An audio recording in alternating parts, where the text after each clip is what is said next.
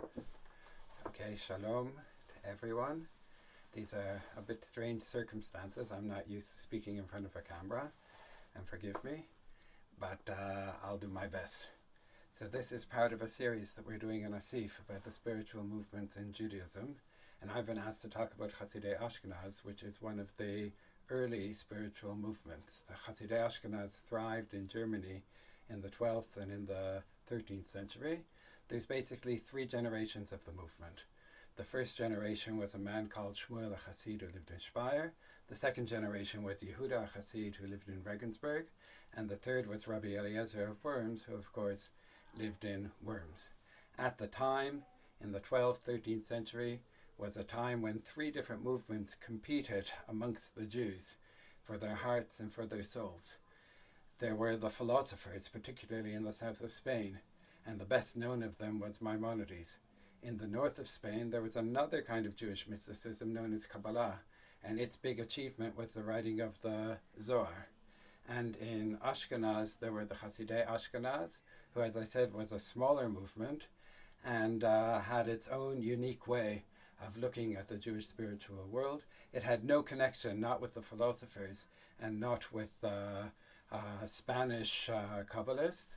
And one of the interesting things and one of the mysteries of the movement is that they share a lot of things in common with both the philosophers and the Kabbalists, even though we don't know anything about how they were in touch with each other, or indeed whether they were in touch with each other at all. In any case, Hasidut Ashkenaz is a kind of Jewish mysticism. There was an early Jewish mysticism in the time of the Mishnah and the Talmud, and of course it goes back to those roots, but it's a unique way of looking at Jewish mysticism.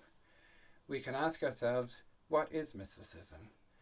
There's lots of things we could say about mysticism, but I'd like to focus just on two features that all mystical movements have in common.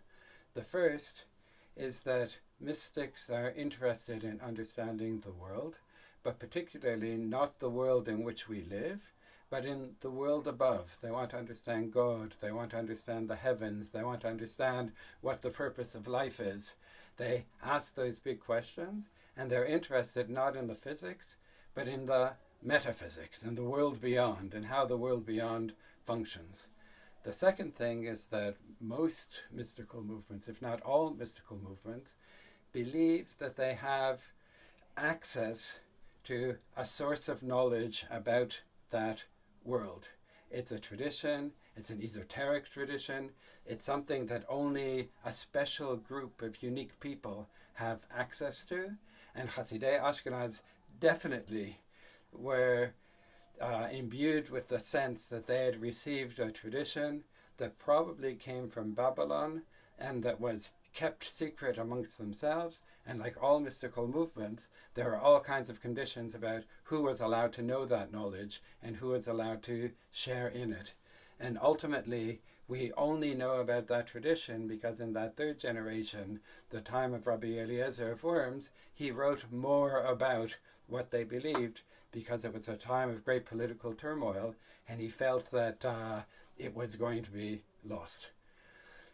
So, if the mystics are interested in knowing what's happening in the world beyond, we have to ask ourselves, how do we actually know what's happening in the world beyond? How could Hasidei Ashkenaz know anything about what's happening in heaven? There's basically four ways that people can know what's happening in the heavens. The first is that you can have a tradition, such as I mentioned. In other words, some people could have already figured out what's happening in the world above, and they could have revealed it to you, and through that tradition, you have access to that knowledge. The second thing is that you can look at the world, you can try to observe what's happening in the world, and you can speculate on what that says about the way God works, the way God functions. So that kind of speculation, which is also open to us, was another way that the mystics could work. But the third and the fourth ways are the main ways that mystics know what's happening in heaven. The third way is that someone can come from the other world and tell you what's happening there. That's what we call in religious thought either revelation, something like Mount Sinai, where God reveals himself and lets us know what's happening there. And of course, the Torah, or the Tanakh as a whole, is a record of that kind of revelation, and you can study that and understand what's happening in the heavens. The other thing is, of course, prophecy. The prophets are informed or can understand or have access to what's happening in that world, and through it, God could reveal to us what's happening in the world beyond. And finally, of course, the other way that we can know what's happening in heaven is we can go up there and see for ourselves and come back and report on what we found. And there's almost no religious tradition, there's almost no mystical tradition that doesn't have the idea of unique people who went up to the heavens, the people who climbed Mount Sinai, went to the top, who had some kind of religious experience, some kind of access to the world beyond, and ultimately come back and give us the Torah, who explain to us what they saw. So all of these modes, as they are in other mystical movements, were also true of Hasidei Ashkenaz, who had a very rich tradition of both revelation and their understanding of revelation, but also the mystical experiences that people are involved in. There's all kinds of things I could say about Hasidei Ashkenaz, but perhaps I'll just finish by looking at two examples that still exist today and have become part of our normative Jewish practice. The first of these is what they called the Shir HaKavod. The Shir HaKavod was one of their piyutim, one of their prayers. It's a religious poem, and it exists, and we still say it today. We usually call it Anim Zmirot, after the first two words of that poem, but they called it the Song of the Kavod, and that's connected to the meaning of the word Kavod in the thought of Hasidei Ashkenaz. The Shir Kavod is a poem about the quest to try to understand God. All kinds of interesting lines in it. If I look just at some examples of the lines that we know, for instance, the line in the letter Dalet, it follows the alphabet, reads, Dimur otcha velo kifi yeshcha, vayashvucha lefi ma'asecha. They imagined you, but not as you really are. They described you according to your works. And here we see the yearning of the poet to try to understand God, to try to imagine God. But he is unable to do so because God is beyond us. Or another example, the next line reads, Vayichazu becha zikna uvacharut, use'ar roshcha b'seva v'shacharut.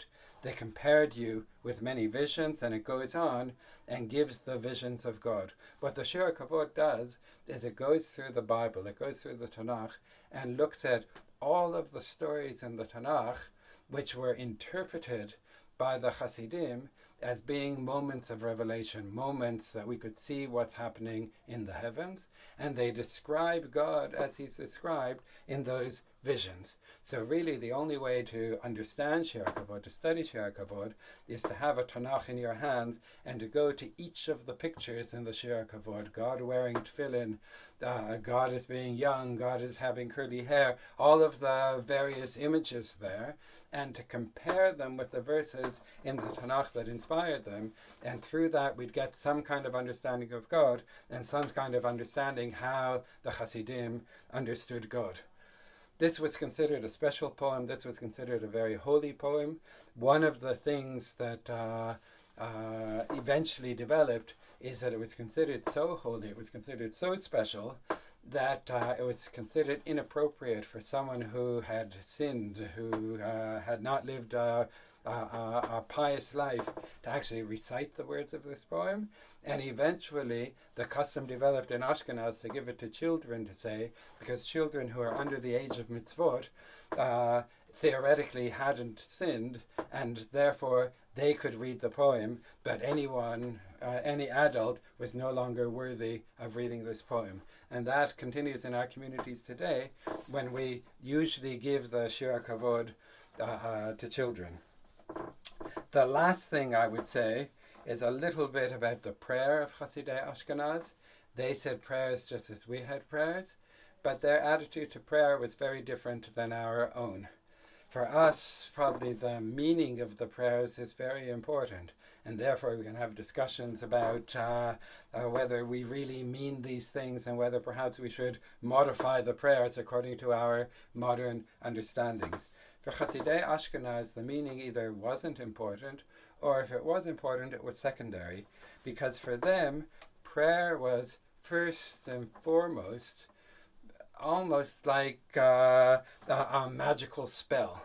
These were special words that you had to say that were received through tradition, and they had in them the power to change things in heaven, to change the way that the heavens worked, the way that any magical spell can make all kinds of wondrous things happen.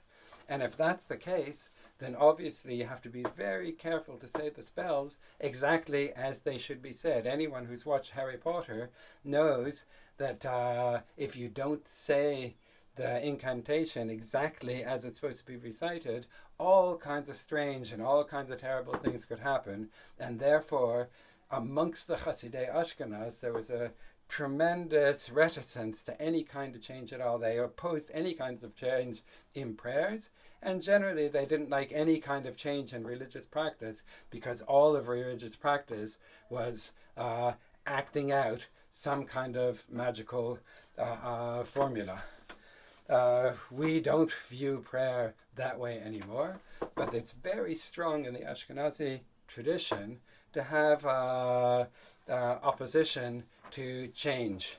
And we see that in all kinds of different places. And more than any society is resistant to change, it's particularly strong in Ashkenaz, and it probably comes from the Hasidei Ashkenaz and their big opposition to any kind of change in prayers or in practice because of their unique understanding of that. Hasidei Ashkenaz lasted for 3 generations, as I said. They came to an end mainly because of history. There was the Black Plague, where hundreds of people died of this disease. Jews were accused of poisoning the wells, and as a result of that, the Jewish communities were in great turmoil as they were attacked, as they were forced out of their cities, as they were expelled to other countries. And it wasn't really a time for Jewish spiritual movement to thrive. Ultimately, Hasidut Ashkenaz didn't continue to exist in the Jewish world. It was overtaken in terms of Jewish mysticism by Kabbalah, which has become the dominant form of Jewish mysticism today. But aspects of Hasidut Ashkenaz have had a profound influence on Ashkenazi Jewish practice, and we feel the effects of that tradition up to this day. So thank you for sharing some time with me, and hopefully we'll all get back together and we'll be able to study together in a proper way in the future.